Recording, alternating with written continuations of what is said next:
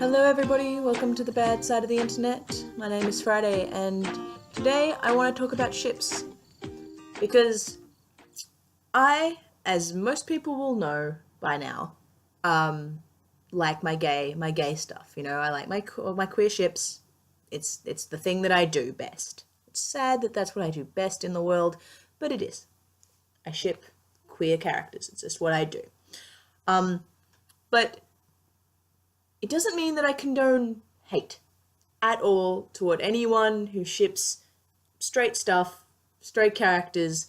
I don't like it when straight shippers, try and demonize queer characters, and that I won't stand for. But that's just genuine prejudice, though. That's not who you think should be together just because you feel like they have a connection, or you feel like they've got a lot of history, or you feel like they've got a trust, or whatever.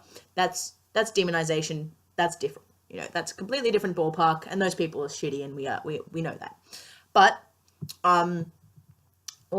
somebody the other day commented on my reaction and my review of the 100, the newest season 5, and I was talking about it, and they said that it was really nice that I wasn't so biased. So Diva Quinzel, who shout out, was saying that I should maybe delve into it a little bit more, because it is something that it's people get really so divided and so angry about, and I never really understood it.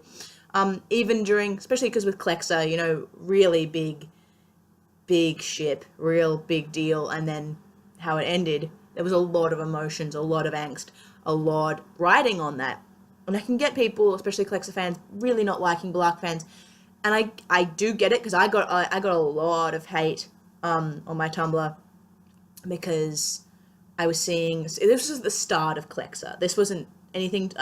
This is like season 2 Clexa, and all the Bellarke fans were going off on, Lex is abusive. Lex is an abusive. It would be an abusive relationship because of the power dynamics being wrong and all this stuff. And they were talking about, especially with the mountain when she leaves and everything. Oh, see, she's abusive and all this stuff. And I did a post that was sort of saying, if you really want to think about abusive relationships, Finn and Clark, that was a really, really messed up relationship. He has so much emotional leverage on her that he does an awful, awful, awful thing and kills a huge amount of people, and then pretty much blames it on her, emotionally blames it on her, and so badly that she actually almost loses her life over it. She goes up. If Lexa hadn't been Lexa, when she went up and said, "Well, take me," she might have just taken her, and that might have just been over, because Finn can't handle his emotions because he's a teenage boy, and that's just ridiculous to me. So yeah, I did this post that was like, because a lot of Bellarke fans were Bellarke fans, or not Bellarke, what I can't remember what they're called, Finark or something like that. They were Finark fans for a while at least, which one of the things that made me mad about it too is because, like, a lot of people I know who are not awful people were Bellarke shippers from the start, and then they saw Clexa become a thing and went, oh, and then when it stopped, they went, okay, and we're back to being Bellarke fans. And that was a normal, natural progression, like people go through, like, I like this person, I like that person, so sane people were like, yeah, that's a normal curve to make. And a lot of Bellarke shippers, avid, really hardcore Bellarke shippers, made the same thing with Finn. They went, oh yeah, maybe she likes him a little bit, oh yeah, he's gone, continue to be a Bellarke shipper. That's why I was sort of pointing that out and being like, I think you don't notice that you are basing this at a really homophobic place. And so yeah, I got so much hate for that. I got messages, and like everyone was commenting on it being like, you don't understand the character arc and blah blah blah blah blah. And fine, whatever, you have your own view of relationship dynamics, that's fine. But yeah, I was just trying to, especially because Clexa was just such a big thing. Like, I do it with a lot of other things that I ship really avidly, but as soon as it's like Lost Girl. Lost Girl's a good example. I really shipped Lauren and Bo. I was like, yes, yes, yes, yes, yes, yes, yes. When they broke up the first time, I had like a cone of shame for like a week. I was just like, no, it's not happening. It's over. Tamsin walked in and I was like, Oh, I hate her, but I like her. Oh, I hate her, but I like her. And that whole time I was sort of really conflicted about which one I really wanted them to be with. And I did really end up being more of a Balcubus shipper. Mostly because I think Lauren got a bit painful toward the end, and I really hated what they did with Tamsin's character arc, because that was just bull. But in that situation, you know, like, at least you have... I didn't hate either of them. I wasn't going around... Like, and with people who like Dyson and Bo, I never shipped that. But you weren't just going around making content to be like, I hate these people, they should get out of the world and die and stuff. Like, it just doesn't make any sense to me to... People have different opinions, and freedom of speech laws say that you can voice those opinions. And I think a lot of people, when they have a shittier opinion, love to go, oh, freedom of speech, I can say whatever I want, and then they forget, of course, that that's that person who's calling you out or saying, no, I don't like that, or whatever, they also have freedom of speech. They're just doing the exact same thing. They're going, no, I don't think that's right, or I don't think that's good, or that's not what I would call a natural relationship, or a trustworthy relationship, or whatever. And I think there's just way too much hate in shipping these days. People need to calm down. People need to love each other. Like, one of my best friends at the moment is a Bellarke shipper. Always has been. And we have really good conversations and stuff. And I don't know, like, I ship them as bros. I wish they could just be friends. But if they go there, they go there. There's a lot more character arcs that I hated more, you know, like, if they could bring Clexa back and then have her get with Bellamy, I'd be fine. I'd be like, yeah, fine, you fixed the show, so that's fine with me, you know. Like, there's so many more things about television that we should be criticizing instead of shipping, you know. Like, people should have their freedom to ship whoever they want, and people should be looking more deeply into the actual construct of the shows themselves, and the tropes that keep coming up and keep being replayed and aren't really funny anymore and stuff like that. People are too busy thinking about, oh, those people don't ship the same thing I ship, instead of thinking about, okay, but why are they queer baiting? Or why have the production company decided to make all of these characters white? Or why have they decided to have a rape scene when they don't need to? Or why have they decided to just torture one character for 5 seasons, Raven, for no reason, really, other than torture porn?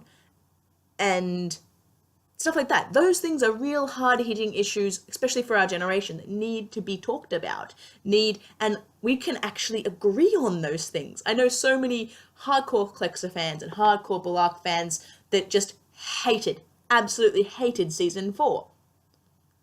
And I think everyone can get behind season 4 being absolute bullshit. And that's what I mean.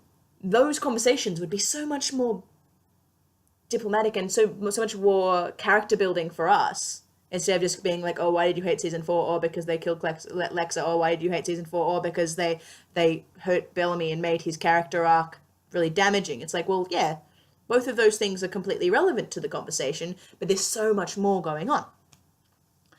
But yeah, I thought I'd just talk about it a little bit. Hopefully people will try and think about it from my point of view a little bit.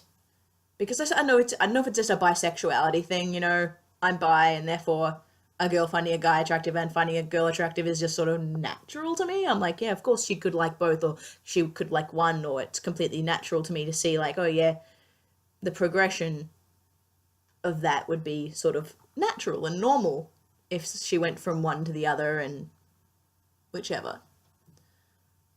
I don't know, maybe it's just me. I just like people to be happy, pretty much. Like the new Bellamy and Echo thing, that people really hated that. A lot of people really hated it. And I get that, you know, it's not your ship. You want a certain thing. But also, it's just it's characterization, man. It's simple, pure characterization of putting yourself in his shoes and thinking she's dead, for one. And also 6 years alone in a spacecraft with eating nothing and just being like why am I even alive, you would need companionship. You would need someone to talk to. You would need some sort of feeling of I'm actually getting back something that I'm putting in with, or you just want to kill yourself. Like, you just have to put yourself in his shoes. Like, I hated the start of the season when Clark was all like, oh, maybe it's not all about survive. Like, maybe surviving is the only important thing. And this thing that she says where she's like, oh, I thought maybe survival wasn't only the thing that I need to do, but blah blah. And I was like, no. My brain was just shouting, no, Lexa taught you better than that.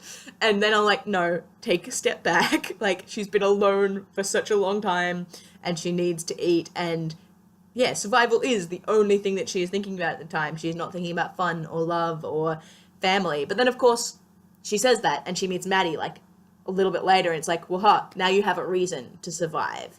You know, like, before she was surviving just because she was like, I have to survive because it's my fundamental human instincts to just keep living, and because she's survived so much else. And then as soon as she meets Maddie, of course, it's like, man, now I have a reason to live, and now I have a reason to survive, and it's not just about being alive, it's about enjoying it. Which she does. She enjoys it for 6 years with Maddie and being a mother and everything like that. And I will tell you that I am not up to date, so if I'm saying anything that's completely false or something happened or whatever, I did see, though, their little Clexa nod. Someone put it on Tumblr where they did the whole scene where Maddie's got the AI and Clark asks her if she sees her. And it's just so visceral for me. Like, I don't know, like, it's so... I saw like half of the scene and I was already like breathing and almost crying because it was just... Because we, like, I don't know, I think the Clexa fandom felt a bit completely abandoned. Because the start of the season they did the whole, like, yeah, it's only about surviving and I don't care anymore and everything. And I was sort of like, okay, maybe they're not going to talk about Lexa at all this season. Maybe they gave up because in season 4 they talked about her so much that it was almost comical, being like, yeah, we get it. You regret your decision. But this season they hadn't talked much about her at all, and I was waiting to see if they were going to do anything with it. And then they showed that scene and I was just like, okay. And it was just validating. It was such a good feeling. So, I don't know. I sort of like, if she got with Bellamy now, I'd sort of feel validated. So I wouldn't be mad about it at all. Not that I'd be mad anyway, but it wouldn't, like, I wouldn't be conflicted about it. I'd probably just be like, okay, that's natural. She's waited 6 years, gotten over the love of her life, found a new one in someone that she thinks of as an old friend, as a dear friend, which would make sense if you think about actual human interactions and not something that's written by a room full of people for entertainment value, you know? But anyway, this video has gone on way too long already. I'm sorry. But yeah, so next time you're shipping something and you want to yell at somebody, just think about whether it's toxic for them to ship that or not. Because that's the only time that I think it would be plausible to go, no, that's not healthy, I won't allow that. People who ship teachers and children and stuff like that. That stuff, yeah, no. You can tell them, what the hell? That's not something that you should be... You can be interested in it in your own little... Like, I've read fan fiction about college teachers and students and teachers and students and stuff like that. But there's a difference between that and actually wanting the production company to put that situation into play. Actually thinking through, yes, this is a message we want to send out into the world and let millions of people see.